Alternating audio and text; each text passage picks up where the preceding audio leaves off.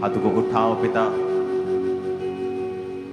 आज की यह सभा, आज का दिन इनके लिए आशीषित ठहरे। तेरी आवाज को ये सुन सकें, यीशु मसीह के नाम में हम मांगते हैं। जिसने पठानकोट की मीटिंग देखी है वो समझ चुका है कि हमारा परमेश्वर जिंदा खुदा है।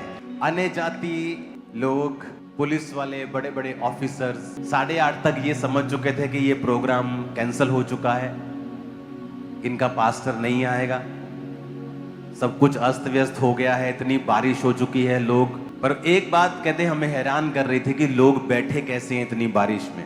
कहते ये व्यक्ति जब आया पास्टर, इसके आने से 20 मिनट पहले पता नहीं क्या हुआ कि सारा कुछ नॉर्मल हो गया। इतना अच्छा प्रोग्राम कैसे हो गया, कहता हमें मालूम नहीं, लेकिन हम ये समझ चुके थे कि ये प्रोग्राम कैंसिल हो चुका है, इनका पास्टर नहीं आएगा। इतनी बारिश, आंधी तूफान, एलईडीज गिर गई, बंद हो गया सिस्टम, कभी लाइव बंद हुआ, कभी कुछ हुआ, कंप्यूटर्स में पानी चला गया, इतनी बारिश आंधी। जब मैं जलंधर से निकला तो तूफान शुरू हो गया था। तभी मेरे हृदय में एक ऐसा पीस था, एक ऐसी शांति थी जिसे मेरी फैमिली वाले भी समझ नहीं पा रहे थे कि ये क्या क्या हो क्या रहा है, ये सब इतने तूफान आ रहे, और मेरे हार्ट में पीस था परमेश्वर का। मैं जानता था कि परमेश्वर हमारे साथ है। और वो हैरान थे कि जैसे ही आपके पास्टर स्टेज पे आए, कहां से लोग आए हमें मालूम नहीं, किधर किधर से आए, और ग्राउंड भरता गया। और ये छोटा ग्राउंड नहीं था, उनके हिसाब से इतने लोग आ ही नहीं सकते किसी मीटिंग में। बड़े बड़े नेताओं की मीटिंग में लोग नहीं आते। उन्हें मालूम नहीं कि ये छत तो अभी पड़ी है, ये जून के महीने में टेंट में बैठते थे हम, याद है कि नहीं? और कितने साल, चलो 1-2 साल हो गया कि आप टेंट में हैं, जून का महीना है, और अभी तो शेड डली है, 7-8-10 डिग्री ये कम कर देता है। ये बड़ी वाली पफ पैनल बढ़िया वाला ऊपर छत में है जो ठंडक, उसके बाद आपके पास कूलर्स लगे हैं, ये ऊपर वाला पानी चल रहा है, वेंटिलेशन हो रहा है। अभी तो ये एसी हॉल बन गया। हाँ, लेकिन कितने साल हम टेंट में रहे हैं? 2 साल नहीं, 1-2 साल, 3 साल नहीं, 15 साल। 15 सालों में अनगिनत बार बारिशें आई हैं, तूफान आए हैं, टेंट उड़े हैं, लेकिन कोई मीटिंग कभी भी कैंसिल नहीं हुई आज तक। 20 साल, 21 साल, 22 साल हो गए। ये परमेश्वर की फेथफुलनेस है, ये उसकी वफादारी है हमारे लिए। उसने कहा अगर तुम लोग वफादार रह सकते हो तो मैं ज्यादा रह सकता हूं। बाइबल कहती है कि जब आदमी परमेश्वर के संग गेम्स खेलता है, मैंने देखा है यूथ गेम खेलते हुए, चर्च में तालियां बजाते हुए, बाद में गलत काम करते हुए, आज उनके साथ गेम्स चल रही हैं। जब आप परमेश्वर के साथ 100 मीटर की दौड़ दौड़ते हैं ना फुलिशनेस में, तो परमेश्वर फिर मैराथन दौड़ता है आपके साथ। जब आप परमेश्वर के साथ प्ले करते हैं ना, आप खेलते हैं उसकी प्रेजेंस में, आप उसको नकारा समझते हैं, आप लॉन्ग लाइफ तक उसका असर आपके परिवार और आपकी लाइफ से हटता नहीं है। आप जब एक रास्ता, 2 रास्ते जा रहे हैं, एक इधर और एक हल्का सा टेढ़ा, जब आप हल्के से टेढ़े रास्ते में गुजरते हैं तो कुछ भी बदलता नहीं है, ना वहां का आसमान ना वहां की जमीन, लेकिन जब आप चलते जाते हैं तो एंड में बदल जाता है सारा कुछ। इसलिए बाइबल कहती है परमेश्वर के हाथों में पड़ना भयंकर बात है। तो हमें यह समझ होनी चाहिए कि हमारा परमेश्वर जिंदा परमेश्वर है। अगर हम उसके वचन को मानेंगे, उसके वचन का आदर करेंगे, तो वो भी हमारा आदर करेगा। अगर हम पब्लिकली क्राइस्ट को कन्फेस करेंगे, वो उसी पब्लिक के बीच में हमें ऊंचा करेगा, और कोई दुनिया की ताकत हमें नीचा नहीं कर पाएगी। क्राइस्ट ने कहा अगर तू ग्लोरीफाई मुझे पब्लिकली करेगा, मैं भी पब्लिकली तेरे नाम को बचा के रखूंगा। आप जब भी नोटिस करेंगे क्रूसेड्स के ऊपर जो मेरा मैसेज होता है वो परमेश्वर की ओर मुड़ने का होता है। और आपकी स्पिरिचुअल लाइफ को मैं चैलेंज करता हूं हमेशा कि आपको ये चीज करनी है, परमेश्वर ये चाहता है। और मैं महसूस करता हूं उस समय स्पिरिट में कि परमेश्वर का जो हृदय होता है वो बड़ा ओपन होता है क्रूसेड पे, और उन्हें इन्विटेशन दे रहा होता है अपने साथ मेल मिलाप करने का। और आप इमेजिन, वहां पे मैंने देखा है कि वहां पे जो हीलिंग पावर है, जो डिलीवरेंस पावर है, वो एक नेक्स्ट लेवल की परमेश्वर वहां पे रखता है। आज जो प्रार्थना हमने की है पुलपेट पे आने के तुरंत बाद, उस प्रार्थना को फिर से इंटरनेट पे दोबारा जाके सुने। उसमें मैंने आपको भेद दिए हैं, कैसे पवित्र आत्मा बात करता है लोगों से। ओके, किस तरह से वो आपको बढ़ाता है, आपके लेवल को किस तरह से वो इंक्रीज करता है। वो बड़ी मध्यम बात होती है, परमेश्वर बड़ी मध्यम बात आपके दिल में करता है, बड़ी धीरे से करता है, लेकिन हम उसे इग्नोर करते हैं। और वही वो टाइम होता है जहां हम ग्रो करेंगे या नहीं करेंगे, परमेश्वर डिसाइड करता है।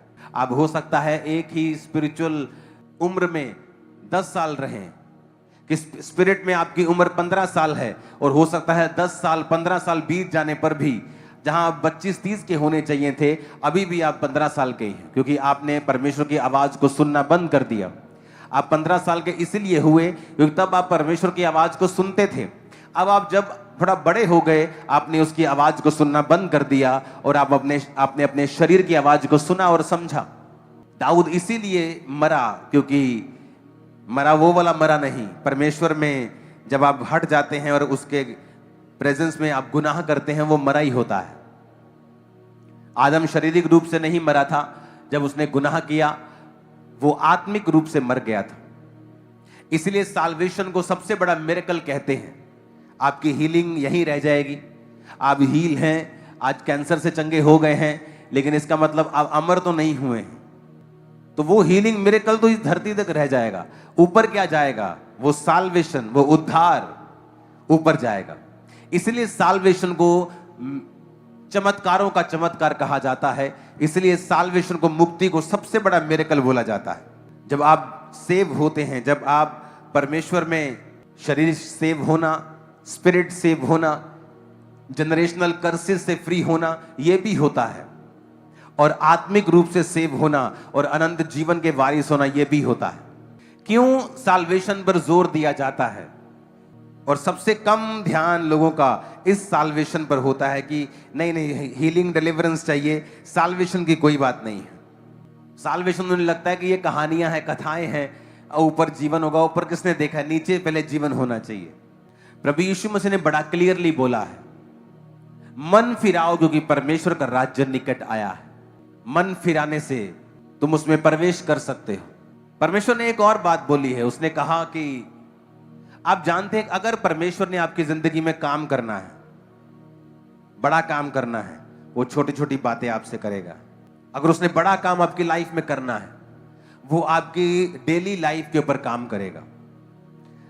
आप बैठकर नेटफ्लिक्स देख रहे होंगे और परमेश्वर का आत्मा बोलेगा मत देख। टीवी देख रहे होंगे, परमेश्वर की, और वो आवाज प्रेशर के साथ नहीं आएगी, मत देख, ऐसा नहीं आएगी। आप उसे इग्नोर कर सकते हैं बड़े आराम से, और वो आपको दोबारा आवाज नहीं लगाएगा। वो आवाज भारी नहीं होगी, वो आवाज जोर से नहीं आएगी। उस आवाज, अगर आप नहीं मानेंगे तो आपका गला नहीं दबा देगी। वो शैतान है जो ऐसा करता है। आपने कभी नहीं देखा होगा किसी क्रिश्चियन के ऊपर पवित्र आत्मा आए और वो खेलने लगे और चर्च में लेके गए और मालूम हो कि इस पे तो पवित्र आत्मा आता है। जीसस ने कहा, मैं किसी के ऊपर जबरदस्ती नहीं आता हूं। जब तुम मुझे पुकारोगे, मेरे प्यासे होवोगे, मुझे बुलाओगे, डाकू तुम्हारे घर में पूछ के नहीं आते हैं, वो ऊपर से आते हैं। इसलिए आप परमेश्वर की आत्मा को कभी नहीं देखोगे कि वो किसी पे आ जाए और उसको पता ना हो कि ये परमेश्वर का आत्मा मेरे अंदर है। उसको चर्च जाके बताओ कि मेरे अंदर तो पवित्र आत्मा है, कि इसके अंदर फलाना है, इसके अंदर धमकानी है। आप ऐसे ही सुनोगे। क्यों? क्योंकि वो चोर और डाकू हैं, वो पूछ के नहीं आए। क्योंकि आपका घर, जब आप अपने घर में जाते हैं, आप गवांडी के पड़ोसी के पास से होकर आप दीवार फांद कर नहीं जाते हैं, आप अपने घर में फ्रंट से जाते हैं। जब जीसस आपके रियल घर में, जो उसका आप रियल घर है, जब आता है, वो फ्रंट से आता है और पूछता है, क्या तू अपने हृदय में मुझे जगह देगा?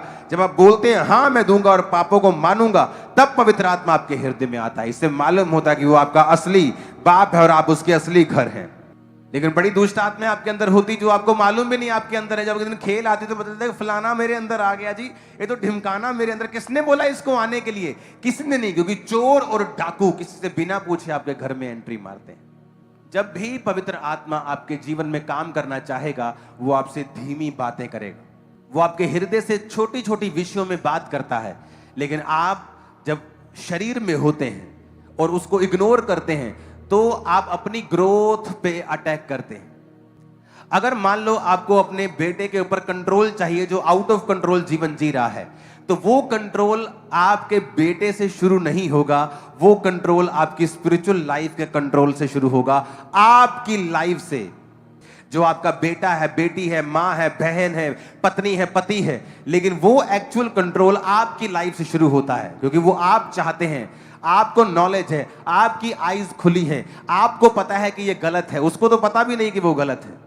जब वो शुरुआत आपसे होनी है तो परमेश्वर सबसे पहला बदलाव भी आपकी लाइफ में करता है कि आप उस बात को सुने और समझें और उसके बाद आप उसे फॉलो करें। फिर परमेश्वर एक ऑरा, एक ग्रेस, एक अनॉइंटिंग, एक ग्रेस, आपकी एक झिलम आपके आसपास क्रिएट करना शुरू करता है, जिससे परमेश्वर धीरे धीरे उस व्यक्ति के हृदय को बदल देगा और उसके प्रति, उसके दिल में आपके प्रति प्रेम को पैदा कर देगा, इज्जत को पैदा कर देगा और धीरे धीरे बदलाव आना शुरू होगा।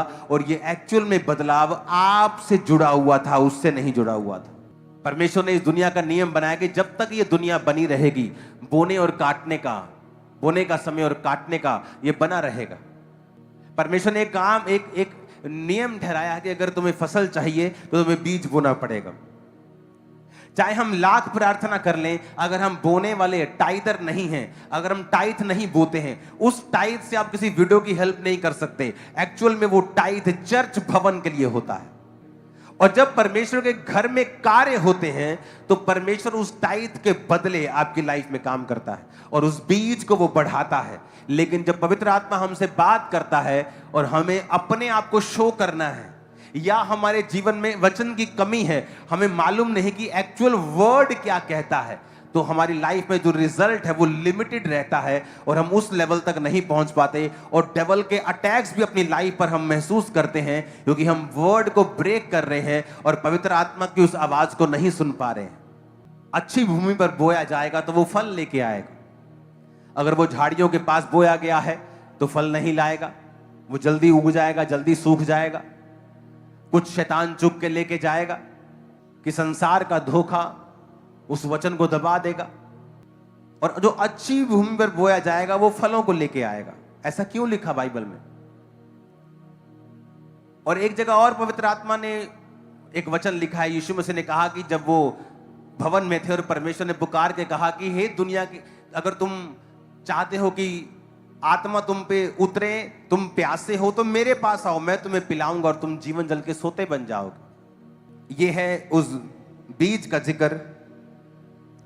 मार्ग के किनारे गिरना और पक्षियों का उसे चुगना 4 आयत में, यानी जो कुछ सुना शैतान उसे चुरा कर लेके गया। पथरीली भूमि पर गिरना और गहरी मिट्टी ना मिलने के कारण जल्द उग जाना और फिर सूख जाना, और जड़ ना पकड़ने के कारण सूख जाना। कुछ झाड़ियों में गिरना और झाड़ियों ने बढ़ के उन्हें दबा जाना, यानी वचन सुनी भी जाना, चर्च भी आई जाना, लेकिन धन का धोखा, संसार का लालच, पैसों का लालच, व्यभिचार उस फल को नहीं आने देता। और कुछ अच्छी भूमि पर गिरना और फिर फल लाना। अच्छी भूमि पर वचन बीज का गिरना, अगर आपकी लाइफ में आप चाहते हो कि फल आए, आपको राइट भूमि आपको चुननी पड़ती है। चर्च एक राइट भूमि है बीजों को बोने के लिए, कि जो बीज, जो पेड़ नदी के किनारे लगे होते हैं वो कभी सूखते नहीं हैं। अगर आप देखेंगे तो नदियों के किनारे बड़ी अच्छी पैदावार होती है। क्यों? क्योंकि उनका जो माहौल होता है, उस पानी के कारण, उस मिट्टी का, नमी का वो माहौल जो है वो बीज को फलवंत करने में हेल्प करता है। तो पानी चाहिए बीज को, अगर आप चाहते हैं कि वो बीज फल लाए। मैं उसे जीवन जल का सोता बना दूंगा। आप नोटिस करेंगे जिन व्यक्तियों की जिंदगियों में बैप्टिज्म लेकर साल्वेशन हो गई है, जिनकी मुक्ति हो गई है, उद्धार पा लिया है, और जिन्होंने पवित्र आत्मा को पा लिया है, आप हमेशा नोटिस करेंगे कि जब उनको बाइबल में से कोई वचन मिलता है, एक तो उनकी भूमि अच्छी है क्योंकि उन्होंने पवित्र आत्मा को पाया हुआ है, उन्होंने तौबा की हुई है, वो परवाह नहीं करते कि मेरी बेटी का रिश्ता कहां पे होगा, मैं बपतिस्मा लूंगा तो ऐसा तो नहीं हो जाएगा। वो ऐसी मूर्खों की तरह बातें नहीं करते हैं। जिसने पब्लिकली कन्फेस कर लिया, बैप्टिज्म ले लिया, पवित्र आत्मा को पा लिया, उसके जीवन में 2 बातें होती हैं। कैसे?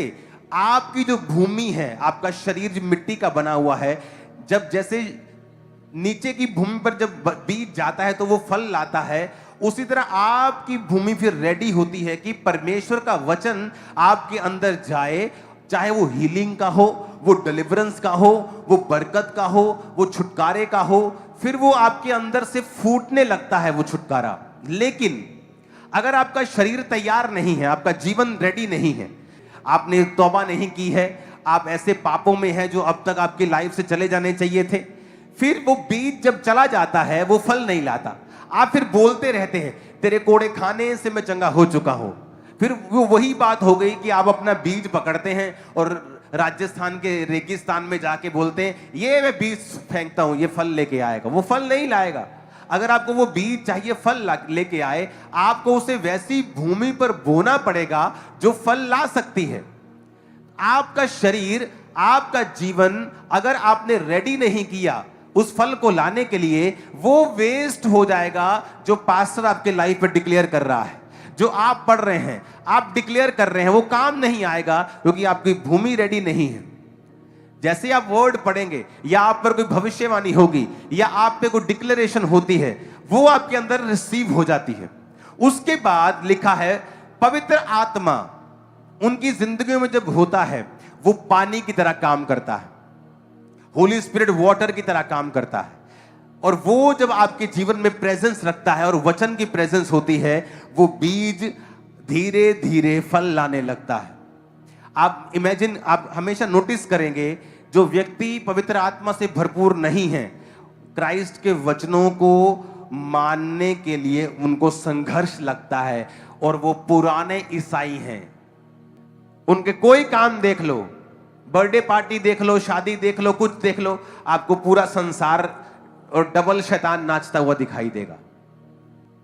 क्योंकि अगर आप क्रिश्चियन हैं, इस बात से कोई मायने नहीं। अगर आप बाइबल को फॉलो करते हैं और आपने सेव हो गए हैं और पवित्र आत्मा को पा लिया है, देन वो भूमि राइट है, क्योंकि वहां बीज भी है, वहां पानी भी है। जहां बीज होगा, नमी होगी, वो बीज फल लाएगा। जिन लोगों की लाइफ में पवित्र आत्मा की हुजूरी नहीं है, वो बड़ा संघर्ष करते हैं, हीलिंग के लिए संघर्ष करते हैं, डिलीवरेंस के लिए संघर्ष करते हैं, और क्रिश्चियन हैं, खुदा से प्यार भी करते हैं। ये भी बताता हूं आपको। वैसे प्यार करते हैं परमेश्वर से, बोलेंगे हम प्यार करते हैं प्रभु से। कोई धरना लगाना हो वहां पहुंच जाएंगे, कोई काम करना हो पहुंच जाएंगे, लंगर लगाना हो पहुंच जाएंगे। लेकिन वो ये बात नहीं समझते हैं कि इससे बड़ा जीवन परमेश्वर ने हमें देने के लिए बुलाया है। इसलिए जो लोग पवित्र आत्मा से भरपूर नहीं होते, सेम वचन जो आपको समझ आता है उन्हें अलग तरह से आता है। सेम वचन आप फेथ से भरे होते हैं और उनके लिए वो नॉर्मल वचन है। उनको लगता है कि नहीं ठीक है, ओके है, हाँ सही है, सब ठीक है, चलो काम धंधा करते हैं सुबह। यही रियल वर्ल्ड है। उन्हें लगता है कि वो मिरेकल शायद पुराने जमाने में होते थे।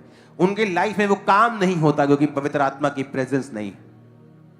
पठानकोट क्रूसेड में मैंने एक रिवाइवल के बारे में बात की थी और उस व्यक्ति ने भी 4 पॉइंट्स में ये बताया था कि क्राइस्ट को पब्लिकली कन्फेस करें।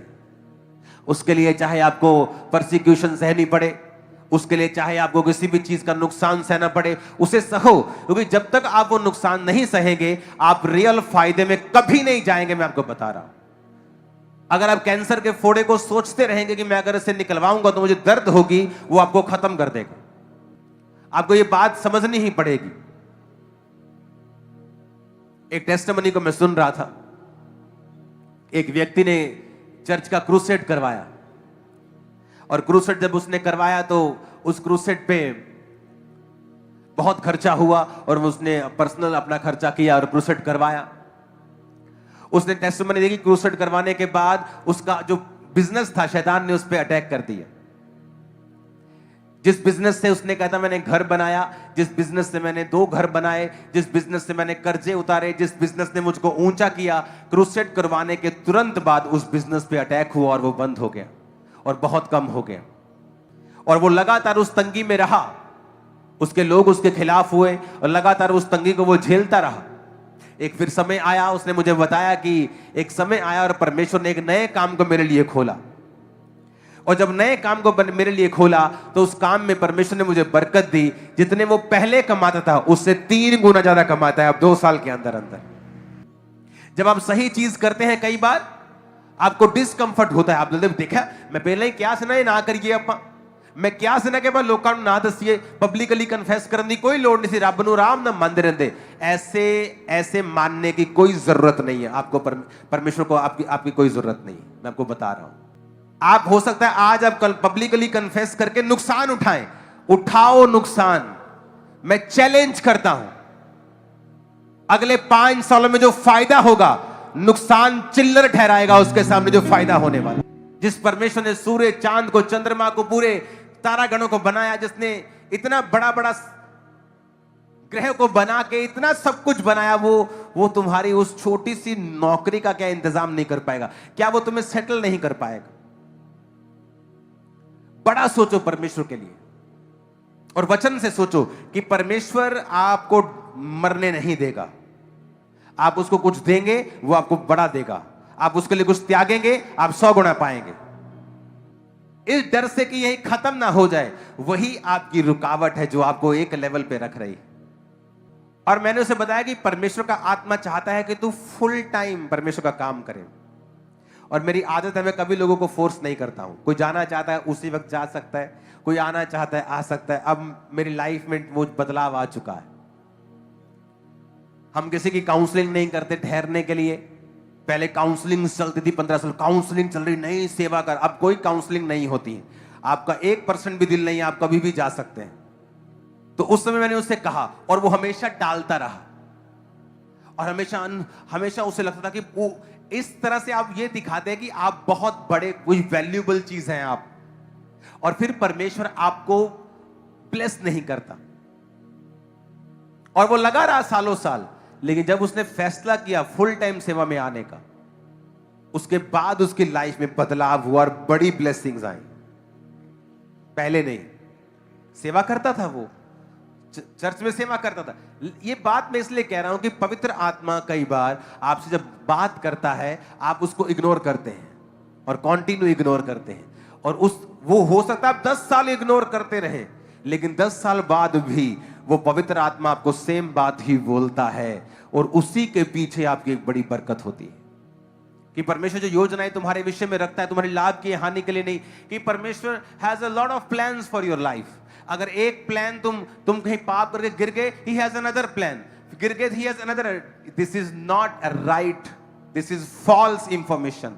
परमेश्वर के पास आपके लिए मल्टीपल प्लान्स नहीं है। उसके पास आपके बहुत से प्लान्स हैं। यानी वो आपको फाइनेंशियली ब्लेस करना चाहता है, बहुत से प्लान है। वो आपको मैरिड की लाइफ आपकी बहुत ब्लेस करना चाहता है। He has multiple plans for your life, but not like that कि अब एक प्लान से निकल गए उसके पास ही हैज अनदर प्लान। नहीं नहीं नहीं, उसके पास कोई भी प्लान नहीं। उसके पास एक ही प्लान है आप लोगों के लिए। या परफेक्ट है, या परमिसिव है, या परफेक्ट जिसमें आशीष है, परमिसिव यानी इसमें आशीष भी है और श्राप भी है। आपने चुनना है, आपको वो फोर्स, आपको चुनना पड़ता है कि आज आप शरीर के सामने, परिस्थितियों के सामने झुकना चाहते हैं या आप आगे बढ़ना चाहते हैं। ये चर्च 2 साल की यंग चर्च सडनली गर्मी में आती है और टेंट लगते हैं और कूलर्स नहीं है और जस्ट पंखे लग रहे हैं और बड़ी गर्मी है जून के महीने में। बहुत सारे विश्वासी आगे कंप्लेंट कर रहे हैं, नहीं नहीं चर्च है, बहुत गर्मी होती है, बहुत गर्मी है, क्या करें क्या करें। और सडनली मेरे को एक मैसेज आता है कि एक पास्टर हैं और वो आके यूएसए से आपकी चर्च में प्रीच करेंगे और जाते जाते आपको 8-10 लाख रुपए दे जाएंगे और आप लेंटर डाल लेना। वाओ व्हाट ए प्लान कि सभी 500 के 500 लोग लेंटर के नीचे आ जाएंगे, गर्मी खत्म हो जाएगी। लेकिन पवित्र आत्मा ने मुझसे अंदर कहा मत कर। पैसे के लिए परमेश्वर के पुलपट किसी को मत दे। हाँ, वैसे कोई तेरी चर्च में प्रीच कर रहे, तो जब पवित्र आत्मा तेरी अगुवाई करे तो बुला किसी को बुला, कोई प्रॉब्लम नहीं, लेकिन पैसे के लिए मत बुला। उसी गर्मी में हम रहे फिर 1 साल नहीं, 2 साल नहीं, 3 साल, 4 साल, 5 साल, 6 साल, और आपको ऐसा लगता है कि आपने परमेश्वर का प्लान चाहे रिजेक्ट कर दिया है। आपने क्यों पैसा नहीं लिया? चर्च बहुत से काम कर सकती है। आज भी जब मैं टीम को बुलाता हूं, क्या चल रहा है कंस्ट्रक्शन में, क्योंकि वो इतना बड़ा काम है, इतना ज्यादा काम है कि अगर मीडिया का काम हम कर रहे हैं तो उसका बिल बना है 1,75,00,000 रुपए। सिर्फ मीडिया, जो आपको नजर नहीं आना, जो पीछे के इक्विपमेंट्स हैं, जो पीछे की चीजें, जो नए हॉल में रेडी हो रहा है, तो उसको धीरे धीरे करके पैसे जा रहे हैं, 40 लाख जा रहा है, फिर वो धीरे धीरे आ रहा है, फिर वो बन रहा है, उसके साथ दूसरा काम जुड़ा हुआ, उसके साथ तीसरा जुड़ा हुआ, चौथा जुड़ा हुआ, पांचवा जुड़ा हुआ है, एक एक करके पेमेंट सबकी जा रही है। मैं तो हैरान होता हूं कई बार जब लोग बोलते हैं ओ इनको फॉरेन से पैसा आ रहा है, इनकी फॉरेन फंडिंग की जांच की जाए। और मेरी टीम जब आके बोलती है, मैं बोलता हूँ ये काम क्यों नहीं हो रहा? पापा पेमेंट थोड़ी है तो हम सबको धीरे धीरे करके बांटते हैं और इस तरह से काम हो रहा है। मैं कहा यार तू ही झूठ बोले जाने, लोग की कह रहे हैं साढ़े को पैसा बहुत है, थोड़ी सी वोटें डलवा दो ना, थोड़ी सी 20-25 लाख लोग दे जाते हैं। और जितना चर्च के साथ लोग जुड़ा है, हम 100 करोड़ भी मांगेंगे ना तो मना नहीं करता और झट में हल होते हैं। लेकिन परमेश्वर ने कहा है बिकना नहीं है। इस चर्च को जब वो खड़ा करेगा ना, कोई दुनिया का माइकल आला अविश्वासी आके नहीं बोल सकता इस चर्च की मैंने हेल्प की, मैंने दिया इनको पैसा, कोई नहीं बोल सकता। हम सब यही बोलते हैं कि इस चर्च के गरीब लोगों ने, इस चर्च के मीडियम क्लास लोगों ने, इस चर्च के अमीर लोगों ने, हमने मिलके बिना फॉरेन फंडिंग के ये चर्च खड़ा किया, खुदा ने खड़ा किया। एक समय होता है आपको वेट करना है, वो चाहे उसमें टाइम लगे। रेत पे घर बनाना आसान है, आप झट बिक जाओ और 50-100 करोड़ में और जो मर्जी एम्पायर अपना खड़ा कर लो, लेकिन उसमें बढ़ोतरी नहीं है, उसमें परमेश्वर नहीं है। परमेश्वर का घर हमेशा चट्टान पर बनाना, उसकी नींव डालना कहीं अधिक मुश्किल है, लेकिन जब वो घर बन जाता है कोई ढा नहीं सकता, कोई गिरा नहीं सकता। फैसला कर लो आज वचन पे खड़े रहेंगे, वचन में खड़े रहकर थोड़े साल मुसीबत भी झेलनी पड़े तो झेलेंगे, क्योंकि जो परमेश्वर ने अभी सेवकाई में किया है वो मार्वलस है। कई देशों के प्रेसिडेंट, प्राइम मिनिस्टर्स वॉच करते हैं हमारी मीटिंग्स को कि परमेश्वर का आत्मा वाकई वहां काम कर रहा है। Hallelujah, hallelujah. अपने पड़ोसी को बोलो सही चलेंगे, कुछ भी हो जाए, देरी हो ना हो, आशीष आए ना आए, पर हम सही चलेंगे वचन के अनुसार, और फिर जो होगा वो पहले कभी ना हुआ होगा। आमीन। ऊंचा और ये आशीष तुम्हारी है। आत्मा से समझौता करके तब बिक गई होती तो हम कभी भी आज यहां ना आते। 10 बाय 12 के रेंटेड कमरे की चर्च आज 50, 70, 100 एकड़ में लग रही है। आपको पता होना चाहिए, क्योंकि हमने परमेश्वर को प्रथम स्थान दिया है। मेरी टीम मेंबर्स के अपने घर थे और 2016 में मैं रेंट पे था, जब मैं ये चर्च भारत की दूसरी सबसे बड़ी और पंजाब की सबसे बड़ी और उत्तर भारत की सबसे बड़ी चर्च थी। लोगों ने कहा आप क्या कर रहे हो? मैंने कहा मैं जो समझता हूं कि पहले अपने चर्च को, टीम को, लोगों को बिल्ड करना चाहिए। कई पास्टर्स मेरे पास आके बोलते हैं हमें घर चाहिए। मैंने कहा नहीं, चर्च है, नहीं चर्च नहीं, पहले तुम्हें चर्च चाहिए, पहले घर नहीं चाहिए तुमको। अगर तुम पास्टर हो और तुम्हारे पास घर नहीं और चर्च नहीं है, तुम्हें पहले क्या चाहिए? पहले तुम्हें चर्च चाहिए। पहले चर्च बनाओ, चाहे घर उसके ऊपर बना लो, बात अलग है, लेकिन पहले चर्च बनाओ। तुम खुदा का काम करो, तुम्हारा प्रतिफल परमेश्वर तुम्हें देगा। और जब वो देता है तो दुनिया से अलग देता है, बेस्ट देता है। Hallelujah, hallelujah.